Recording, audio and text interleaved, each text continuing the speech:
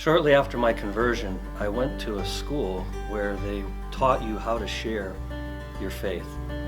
And I remember one week we were sharing our personal testimonies, and there was a young woman who got up in front of the class, and she shared a story that was very, very inspiring.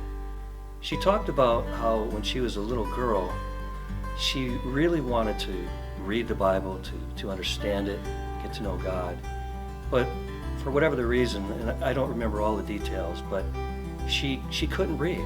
And so she eventually came up with a plan that would help her to read the Bible. And she didn't tell her parents about it because she thought that they would discourage her from doing this. But what she did was, on a cold winter day, she got her jacket on, and then she went outside in the cold, cold weather, trudged through the snow, and she crawled underneath this pine tree.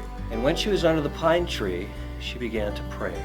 She began to ask God to please help me to understand, to read the Bible and to understand it. It's like one of those miracle stories because she actually started reading right there underneath that pine tree and started understanding the scriptures for the very first time. Now, I can't share that story with the same emotion that she did, but I remember that when she was finished, I don't think there was a dry eye in the whole classroom. It was an amazing story and an inspiring story. And even telling that story so many years later, telling that story today, even leaves me with a profound belief that God promises that when we seek to know Him, He will reveal Himself to us.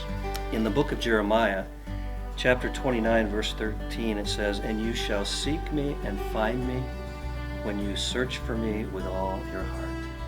So if you're struggling to understand God's Word or to get to know God better, and you're facing some discouraging obstacles, don't give up. Don't give up.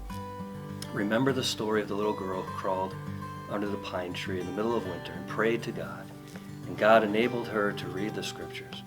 When we seek for Him with all of our hearts, He promises that He will reveal Himself to us.